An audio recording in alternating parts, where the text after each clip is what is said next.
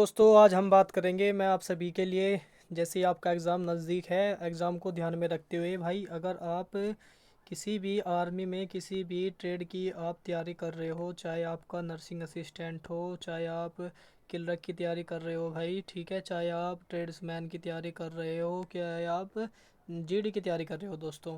तो दोस्तों ये वीडियो आप सभी के लिए बहुत बेनिफिट रहने वाली है। जो मैं आपको ये नोट्स बताने वाला हूँ ये खुद जो जिस बुक से मैंने पढ़ा है वही बुक्स आप सभी के सामने अभी मैं उसके क्वेश्चन आपको करवाने वाला हूँ, ठीक है। और बहुत अच्छी बुक्स है भाई, ठीक है। मैंने पिछली बार एक लड़के को बताया था, उसने भी इस बुक्स को पढ़ के जो है अपना एग्ज़ाम पास किया था, ठीक है।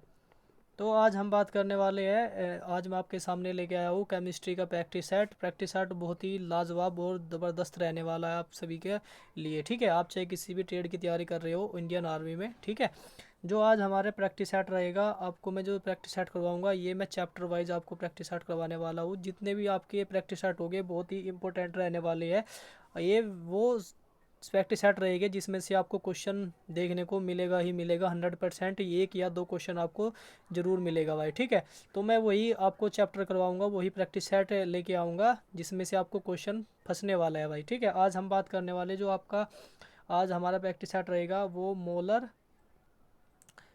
मोलिकुलर और एन एटम वाला रहेगा, ठीक है। अणु और परमाणु का हमारा चैप्टर रहेगा और इसके हम जो है आज प्रैक्टिस सेट लेके आए हैं। और पूरा जितना भी प्रैक्टिस सेट का पूरे चैप्टर का जितना भी निचोड़ होगा ना वो सारे आपको क्वेश्चन देखने को मिलेंगे, ठीक है। अणु एंड परमाणु, ठीक है। तो ये आज का चैप्टर का प्रैक्टिस सेट रहने वाला है, तो ध्यान से बहुत ही ध्यान से लगाना है, ठीक है। और चलेंगे हम अभी प्रैक्टिस सेट की ओर। और पूरी प्रैक्टिस सेट को सॉल्व करने के बाद इन सभी प्रैक्टिस सेट जो मैं आपको करवाऊंगा इनको अपनी बुक्स में उतार लेना है। और जब आप एग्ज़ाम देने जाओगे उससे 1 या 2 दिन पहले आपको इसकी रीडिंग मारनी है अच्छे से, ठीक है। तो फिर मुझे बताना भाई जिसका नंबर आया है, ठीक है। तो भाई 100% आपका नंबर आएगा। अब हम चलेंगे प्रैक्टिस सेट की ओर, वीडियो को ज़्यादा देरी ना करते हुए तो पूरी बात जानेंगे और प्रैक्टिस सेट को हम सोल्व करेंगे बहुत स्पीड में, ठीक है। ये मैंने इस पर टिक लगाए हुए है, ठीक है। चलो बढ़ते हैं आगे। और प्रैक्टिस सेट लगाना है, अच्छे से लगाना है, बिल्कुल दिल से लगाना है भाई, ठीक है। चलो आगे बढ़ लेते हैं। आपका जो पहला क्वेश्चन यहाँ से स्टार्ट होता है, मैं 5 क्वेश्चन से स्टार्ट करने वाला हूँ इसको। परमाणु का परमाणु भार किसके कारण होता है, ठीक है। तो आपको जवाब देना है प्रोटॉन और न्यूट्रॉन पर। किसी परमाणु में परिक्रमण कर रहे किसी इलेक्ट्रॉन की कुल ऊर्जा कितनी होती है, तो आपको बताना है कितनी होती है। सदा जो होती है वो धनात्मक होती है, ठीक है। जो परमाणु में अंदर प्रोटॉन जो है अंदर प्रोटॉन होती है जो घूमते रहती है उनकी जो वो इलेक्ट्रॉन की जो ऊर्जा होती है वो पॉजिटिव होती है, ठीक है। ठीक है दोस्तों, ये से इसके अंदर वे घूमते रहेंगे तो उनकी जो ऊर्जा होगी वो पॉजिटिव होती है। इस बात का आपको ध्यान रखना है, ठीक है, वो पॉजिटिव होती है। चलो आगे बढ़ते हैं। न्यूट्रोनो की खोजकर्ता कौन है, तो भाई इसकी खोजकर्ता है पाउली, ठीक है। नाभिक के धनावेशित कणों की खोज किसने की थी, ये की थी रदरफोर्ड ने।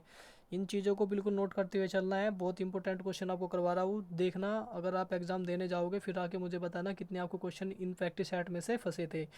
परमाणु का अंतर्राष्ट्रीय मानक क्या है, वो परमाणु भार का अंतर्राष्ट्रीय मानक जो होता है वो होता है कार्बन 12।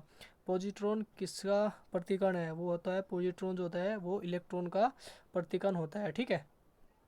चलो आगे बढ़ लेती है। न्यूक्लियस की द्रव्यमान संख्या कितनी होती है, तो भाई न्यूक्लियस की जो द्रव्यमान संख्या होती है वो सदा उसके परमाणु क्रमांक से अधिक होती है। जो परमाणु क्रमांक होता है उससे वो हमेशा ही अधिक मिलेगी आपको द्रव्यमान संख्या। मैं आपको एक एग्जांपल के तौर से बताना चाहता हूँ, जैसे आप छोटा सा ले सकते हैं 1H2, ठीक है। तो इससे परमाणु क्रमांक से हमेशा ही ज़्यादा होती है, ठीक है, द्रव्यमान संख्या। चलो आगे बढ़ लेते हैं। निम्नांकित में से किसने आणविक सिद्धांत प्रतिपादित किया था, वो किया था भाई किसने किया था, वो किया था जॉन डोल्टन ने किया था।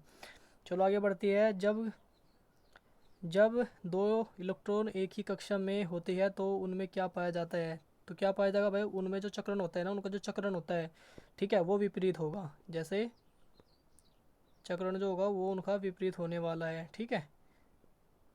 समझ में आ गया आपको, तो विपरीत चक्रण होने वाला है। चलो आगे बढ़ते हैं। एक परमाणु में दो इलेक्ट्रॉन के चारों ओर क्वांटम संख्याएं आपस में समान नहीं हो सकती, यह नियम किसने दिया था, तो भाई ये नियम किसने दिया था, ये नियम बताओ किसने दिया था, ये नियम दिया था भाई पाउली ने, ठीक है। ये पाउली ने नियम दिया था। चलो आगे बढ़ते हैं। किसी तत्व के रासायनिक गुण निम्न में से कौन तय करता है? रासायनिक गुण जो तय करता है वो हमारा करने वाला होता है इलेक्ट्रॉन, ठीक है। और इलेक्ट्रॉन की अगर चार्ज की बात करें वो होता है निगेटिव। चलो आगे बढ़ लेते हैं, इलेक्ट्रॉन की संख्या। चलो आगे बढ़ लेते हैं। क्वेश्चन बिल्कुल अच्छे से जितने भी है सारे आपकी कॉपी में छपे होने चाहिए, और जब आप एग्ज़ाम देने जाओगे उससे एक दिन पहले आपको इन सभी का रट्टा मारना है, अच्छे से बिल्कुल रीड करते हुए जाना है। चलो आगे बढ़ लेती है। अगला हमारा क्वेश्चन रहेगा, किसी परमाणु की बातम कक्षा में कितने इलेक्ट्रॉन होते हैं? तो बताओ भाई, जो बाहरी कक्षा होती है उसमें कितने इलेक्ट्रॉन होते हैं? तो बाहरी कक्षा में इलेक्ट्रॉन की संख्या होती है आपके 8, ठीक है। चलो आगे बढ़ते हैं। एक परमाणु में 9 इलेक्ट्रॉन है और 9 प्रोटॉन है तथा 10 जो 10 है न्यूट्रॉन है, उनकी द्रव्यमान संख्या बतानी है, कितनी होगी भाई, ठीक है। तो प्रोटॉन प्लस न्यूट्रॉन कितने हो गए? 10। प्रोटॉन कितने हैं? 9। और आपके न्यूट्रॉन कितने हैं? 10। तो टोटल कितने हो गए? 19। तो राइट आंसर क्या होगा भाई? 19 होने वाला है, ठीक है। तो जो क्वेश्चन सोल्व करने की है वो मैं आपको सोल्व भी करवाता रहूँगा साथ साथ में, आपको इस बात का ध्यान होना चाहिए, ठीक है। क्योंकि एग्ज़ाम पास किया है मैंने भी नर्सिंग असिस्टेंट का, तो आप समझ सकते हो नर्सिंग असिस्टेंट का एग्ज़ाम कैसा आता है, ठीक है। तो आप सभी के लिए मैं इसलिए लेके आऊँ ताकि जो भाई तैयारी कर रहे हैं उन सभी को इसका बेनिफिट मिल सके। चलो आगे बढ़ लेते हैं और बात जानते हैं क्वेश्चन के बारे में। क्वेश्चन नंबर 18, किसी जिस तत्व के परमाणु में 2 प्रोटॉन 2 न्यूट्रॉन तथा 2 इलेक्ट्रॉन हो उस तत्व का द्रव्यमान संख्या कितनी होगी? तो द्रव्यमान संख्या बतानी कितनी होगी, जिसमें 2 तो आपके प्रोटॉन है और 2 ही फिर भाई आपके न्यूट्रॉन है और 2 ही इलेक्ट्रॉन है, ठीक है। तो प्रोटॉन प्लस न्यूट्रॉन जोड़ दो, 2 प्रोटॉन है और 2 न्यूट्रॉन है, तो आंसर कितना? 4। तो आंसर क्या रहेगा भाई आपका? आंसर विल 4, ठीक है। तो पोटेशियम 39 में इलेक्ट्रॉन की संख्या बतानी है, कितनी होगी भाई? तो इसमें हमें इलेक्ट्रॉन बताने हैं कितने होने वाले हैं, ठीक है। तो इसमें इलेक्ट्रॉन की संख्या कितनी होगी भाई आपकी? वो होने वाली है 19, ठीक है। यदि परमाणु की तीसरी कक्षा यदि परमाणु की तीसरी कक्षा में सबसे बारी कक्षा हो तो इसमें इलेक्ट्रॉन की अधिकतम संख्या कितनी हो सकती है? बारी संख्या में अगर यहाँ पे बात की जाए तीसरी कक्षा की, तो जैसे 2, 8, 8, 18, 18, 32, ठीक है। तो बताओ भाई इसमें पूछा कौन सी है? तीसरी पूछा है, ठीक है। कितनी पूछा है इसमें? 2, 8, 8, ये थोड़ी एक मिस्टेक होगी यहाँ पे, मैं दोबारा बता रहा हूँ आपको इस पर। इसमें यदि परमाणु की तीसरी कक्षा सबसे बाहरी कक्षा हो तो इसमें इलेक्ट्रॉन की संख्या बतानी है भाई, ठीक है। जैसे मैंने लिखा था ना बिल्कुल ठीक था, वो बाहरी कक्षा की बात कर रही है तो पीछे से गिनना है। पीछे से जैसे मैंने बताया ना, पीछे से 18, 18, 32 ये होता है ना, तो पीछे से तीसरी गिननी है, 1, 2, 3, तो तीसरी पे कौन सा आ गया? 18, तो क्या आंसर आया हमारा? 18, ठीक है। चलो ये आंसर होगा आपका 18 20वीं का। चलो आगे बढ़ती है। निम्नलिखित में से 20 प्रोटॉन और 20 न्यूट्रॉन 18 इलेक्ट्रॉन वाला कण कौन सा है? जिसका भाई मतलब जिसमें आपके इलेक्ट्रॉन की संख्या तो 18 होनी चाहिए और न्यूट्रॉन की संख्या जो है वो 20 होनी चाहिए। तो सॉल्व करके देख लेते हैं भाई। जैसे अभी हम लेते हैं क्लोरीन उठा लेते हैं हम। जैसे क्लोरीन में 17 और यहाँ पे 37, तो घटाओ भाई, जो हमारे ये होते हैं प्रोटॉन भी 17 है इसमें, इलेक्ट्रॉन भी 17 है, यानी कि इसमें तो हमारा गलत हो गया।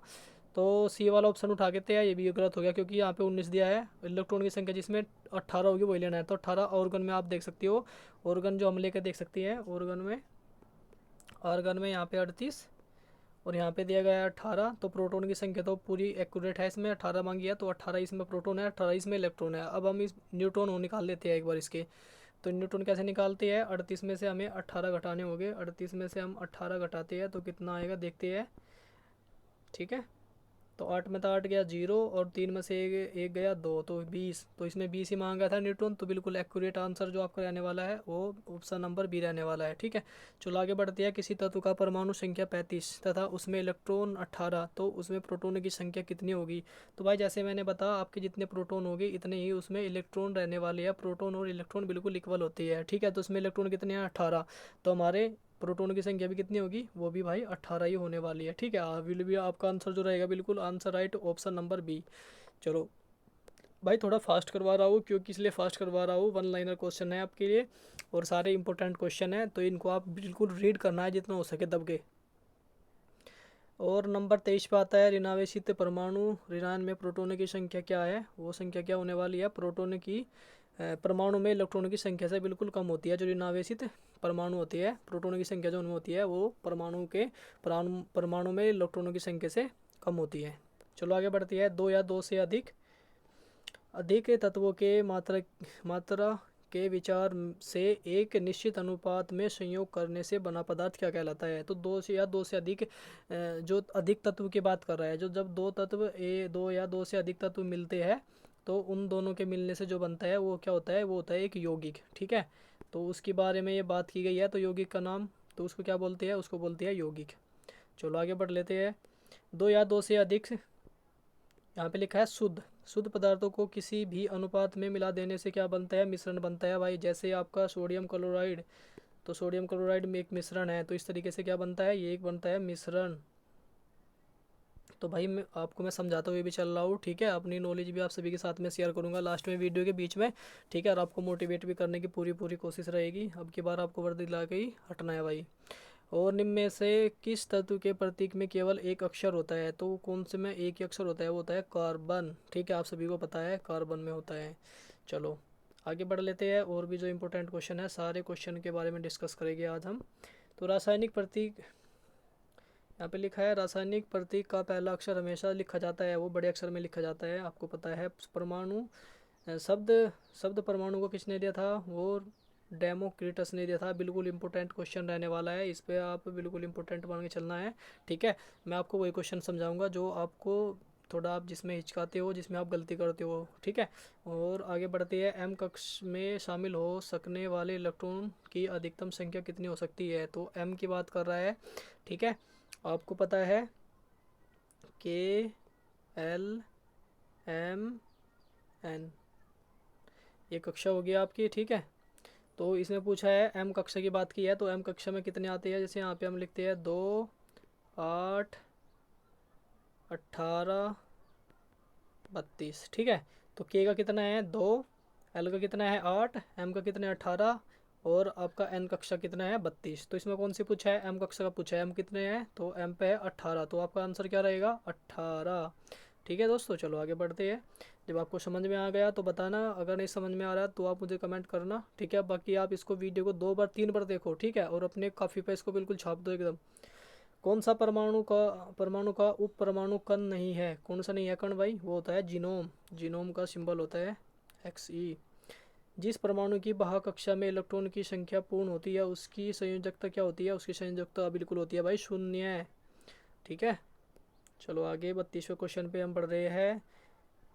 में बातम कक्षा पूरी तरह से भरी होती है, तो जैसे मैंने बताया ना, तो जीने में जो होती है बाहरी कक्षा वो पूर्णतः भरी होती है। ठीक है, पदार्थ की चतुर्थ अवस्था कौन सी होती है? वो होती है प्लाज्मा। पदार्थ की आपको 5 अवस्था याद होनी चाहिए भाई। ठीक है, प्लाज्मा। अगला क्वेश्चन पे बढ़ते हैं। एक कोश में मौजूद इलेक्ट्रॉनों की अधिकतम संख्या किस सूत्र द्वारा ज्ञात की जाती है? वो होता है, सूत्र का नाम होता है 2n²। इस सूत्र से आप ज्ञात कर सकते हो। चलो आगे बढ़ते हैं।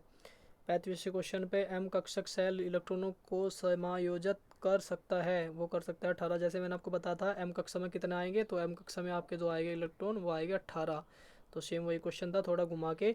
बस ध्यान रखना है आपको क्वेश्चन की लैंग्वेज लैंग्वेज। ठीक है, UAGE। तो लैंग्वेज पे आपको बहुत ज़्यादा फोकस करना है, क्योंकि क्वेश्चन की लैंग्वेज ही आपको करेगी बिल्कुल इधर उधर डिमोटिवेट, आपको घुमाएगी। ठीक है, एल कक्षा में रखे जाने वाले, जैसे मैंने आपको बताया तो एल अब की बार पूछा है एल कक्षा में कितने आएंगे। जैसे मैंने बताया KL 2, 8, तो क्या हुआ? 8। ठीक है, कैथोड किरण पहली बार किसके द्वारा प्रयोग किया गया था? वो किया गया था JJ थॉमसन के द्वारा। जिनकी इलेक्ट्रॉन द्रव्यमान जिनकी द्रव्यमान संख्या समान है परंतु परमाणु संख्या भिन्न है तो कहलाती है? जिनकी द्रव्यमान संख्या तो बिल्कुल समान है, द्रव्यमान संख्या जो है समान है। ठीक है, और उनके जो है परमाणु संख्या वो अलग है। ठीक है, तो वो कहलाते हैं आइसोबार। चलो परमाणु 39वें क्वेश्चन में पढ़ते हैं। परमाणु की प्रभावी त्रिज्या होती है, तो क्या होती है? चलो आइए देखते हैं अभी हम।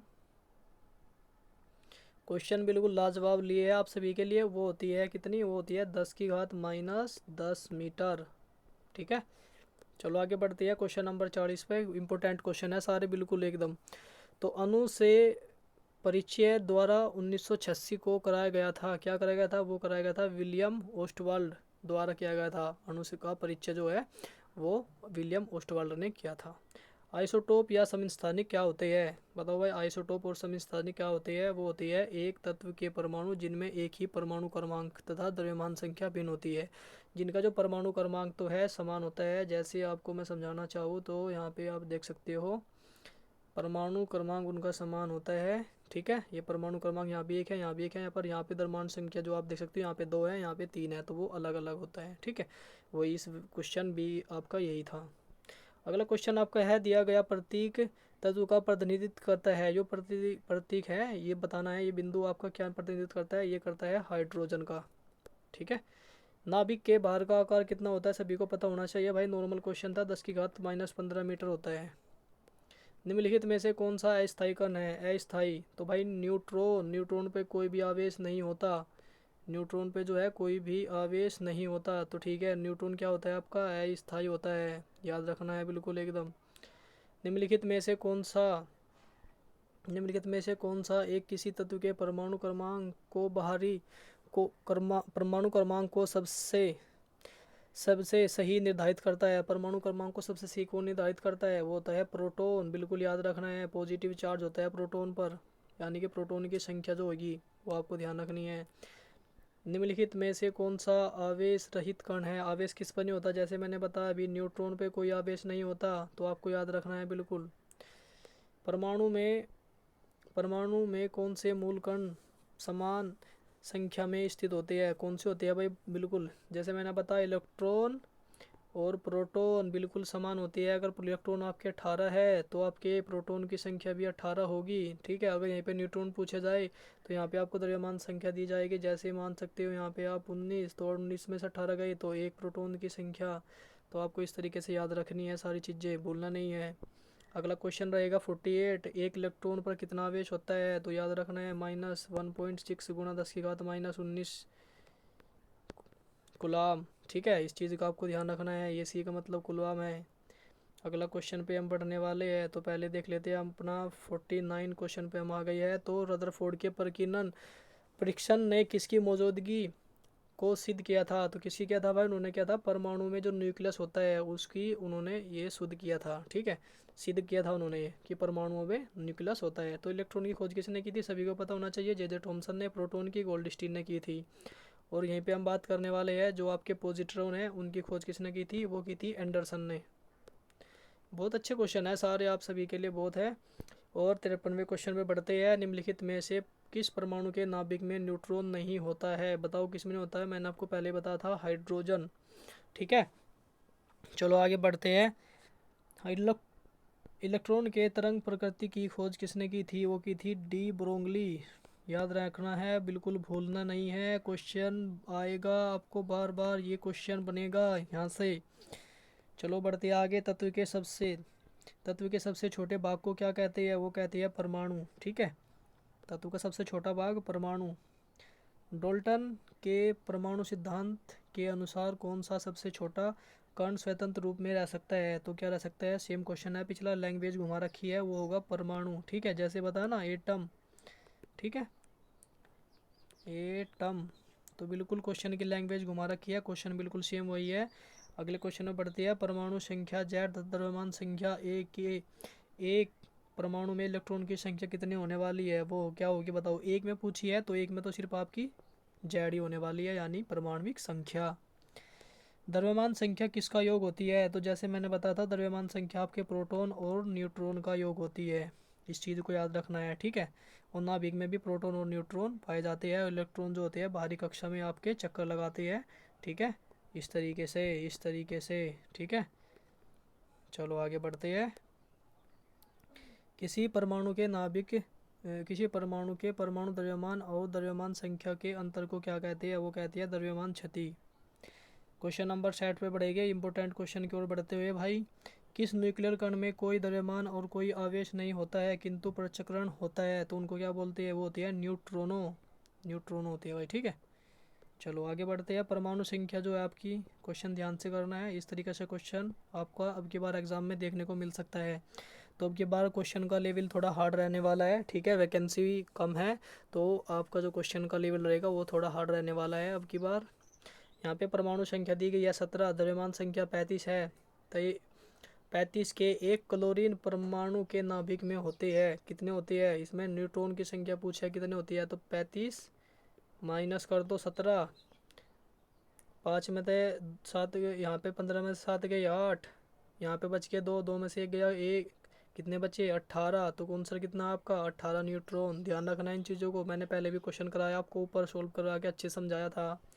अगला क्वेश्चन 62, परमाणु का कार्बन का परमाणु क्रमांक 6 तथा परमाणु भार 12, तो इसके नाभिक में कितने प्रोटॉन होंगे? जैसे मैंने आपको समझाया है जितने परमाणु क्रमांक, तो एक बार आपको समझा दो अच्छे से। और कार्बन है यहाँ पे लिया हमने 6, यहाँ पे हो गया 12। तो जो परमाणु क्रमांक है ना भाई, ये प्रोटॉन की संख्या भी है, ये इलेक्ट्रॉन की संख्या भी है। अगर आपसे पूछे इसमें इलेक्ट्रॉन 6, प्रोटॉन तो भी 6, न्यूट्रॉन की संख्या वो भी 6 आएगी, क्योंकि 12 में से 6 घटाओ, 12 में से आप 6 माइनस कर दो तो 6 ही आएगी, ठीक है। तो न्यूट्रॉन की संख्या भी 6, तो इक्वल आएगी सारी चीज़ें इसमें। तो वही इसमें पूछा गया है आपसे, तो इसमें प्रोटॉन कितने हैं, तो 6, सिंपल। आगे बढ़ते हैं। ए स्वर्ण पत्र गोल्ड फॉइल से किसके प्रकीर्णन का अध्ययन किस करके रदरफोर्ड ने जो है नाभिक की खोज की थी? तो किसका प्रयोग किया था? उन्होंने किया था अल्फा कणों का। रदरफोर्ड ने अल्फा कणों का जो है प्रयोग किया था, ठीक है। अपने आपने सुना है इसमें, इसका पूरा नाम ही होता है ना अल्फा कणों का प्रकीर्णन, ठीक है। रदरफोर्ड ने इसका प्रयोग करके ही नाभिक की खोज की थी। याद रखना है, क्वेश्चन आपसे किस तरीके से भी पूछा जा सकता है, बस आपको क्वेश्चन की लैंग्वेज को एकदम पकड़ लेना है, देखते ही घबराना नहीं है एग्जाम हॉल में। तो क्वेश्चन नंबर 64 पे बढ़ती है। जब कोई इलेक्ट्रॉन उच्च कक्षा में निम्न कक्षा में जाता है तो क्या होता है भाई? जब वो उच्च से निम्न में जाता है तो उसकी ऊर्जा में क्या होता है? उत्सर्जन होता है, ठीक है। जब वो निम्न से उच्च में जाएगा या उच्च से निम्न में जाएगा, ठीक है, तो उसकी जो ऊर्जा है उसमें आपको उत्सर्जन होता है। 65 नंबर क्वेश्चन पे हम आ गए हैं भाई। एक तत्व के परमाणु में 19 प्रोटॉन है और 20 न्यूट्रॉन है, इसकी आपको द्रव्यमान संख्या बतानी है। तो द्रव्यमान संख्या कितनी होगी? सिंपल, अभी पीछे क्वेश्चन करवा था, प्रोटॉन प्लस न्यूट्रॉन को जोड़ दो, प्रोटॉन प्लस न्यूट्रॉन को जोड़ दो, कितना आएगा? तो प्रोटॉन की संख्या कितनी है, अभी दिखाता हूँ आपको। प्रोटॉन की संख्या 19, न्यूट्रॉन की संख्या 20, दोनों को जोड़ा तो इक्वल कितना हो गया? 39। ये आपका क्वेश्चन का आंसर है। चलो आगे बढ़ लेते हैं। इलेक्ट्रॉन तब तक एक युग्मित नहीं होते जब तक कि वे उनके लिए प्राप्त रिक्त कक्षक समाप्त न हो जाए। यह सिद्धांत किसने दिया था? तो ये सिद्धांत बताओ किसने दिया था? इलेक्ट्रॉन जब तक युग्मित नहीं होते, मतलब जब तक वो एक साथ युग्म नहीं होंगे, जब तक कि उनके लिए कोई जो कक्षक है वो समाप्त ना हो जाए, ठीक है। जैसे ये हुन का जो नियम था वो आपको मैं समझाने की पूरी कोशिश करूँगा, उन्होंने इस तरीके से बताया था, ठीक है। कक्षक बनाए थे इस तरीके से, जैसे इसमें एक इलेक्ट्रॉन आ गया, उसके बाद ये आ गया, तो इस तरीके से उन्होंने समझाया था। जब तक ये पूरे नहीं हो गए अगला इलेक्ट्रॉन जो है तो वो तब तक आगे नहीं जाएगा, ठीक है, जब तक वो पहला जो कक्षक है वो पूरा नहीं होगा, ठीक है। इस तरीके से उन्होंने समझा था, तो ये नियम दिया था हुंड ने। हमारा लास्ट क्वेश्चन रहने वाला है भाई, क्वेश्चन नंबर हमारा 67। नाभिक की खोज रदरफोर्ड ने किन कणों की सहायता से की? पीछे भी क्वेश्चन आता था, अल्फा कणों की सहायता से की थी भाई, ठीक है। ये सारे 67 क्वेश्चन मैंने कराए हैं, इसमें से ये आपके 65 को इसमें से आपके 4 क्वेश्चन कम कर लेना आप, 63, क्योंकि मैंने 5 से स्टार्ट किया था, ठीक है। तो 64 या 62 या 63 के आसपास मैंने इसमें क्वेश्चन कराया है, सारे इम्पोर्टेंट है, ठीक है। 1 से 2 क्वेश्चन आपको एग्ज़ाम में देखने को ज़रूर मिलेगा अगर आप किसी भी ट्रेड की तैयारी कर रहे हो, ठीक है। आपको ज़्यादा देखने को मिल सकता है जीडी में आपके जो क्वेश्चन देखने को मिल सकते हैं, 2 से 3 क्वेश्चन भी आपको देखने को मिल सकते हैं। ट्रेडमैन में भी, नर्सिंग असिस्टेंट में 1 से 2 क्वेश्चन आपको यहीं से फंसने वाला है। तो बिल्कुल अच्छे से इस बात को जो मैंने क्वेश्चन कराया है बिल्कुल एकदम अपनी कॉपी में इस चीज़ को एकदम अच्छे से उतार लेना है और इसका जितनी हो सके रिवीजन करना है दोस्तों, ठीक है। और आप सभी के लिए ये प्रैक्टिस सेट ओपन की है आपके भाई ने, ठीक है। आप सभी को ध्यान में रखते हुए, क्योंकि मुझे पता है एग्ज़ाम कैसा आता है कैसा नहीं है, उसको लिए ही आप सभी के लिए मैंने ये सुविधा की है। तो भाई जितने भी मैं क्वेश्चन कराऊंगा सारे क्वेश्चन को रटना है, अच्छे से दिमाग में उतार लेना है। अगर आपको अब की बार वर्दी चाहिए, ठीक है, तो सारे भाई अब की बार फौजी बनेंगे, ठीक है। ये आपके भाई का ये मेरी विश है, ये मेरी इच्छा है कि अब की बार सभी भाई फौजी बने, ठीक है। और अच्छे से इन चीज़ों को ध्यान में रखो। इस प्रैक्टिस सेट को अपने सभी दोस्तों में शेयर जरूर कर देना, ठीक है। अच्छा लगे तो भाई लाइक करना, ना अच्छा लगे तो डिसलाइक कर देना, ठीक है। और मिलते हैं नेक्स्ट वीडियो में, तब तक के लिए जय हिंद जय भारत।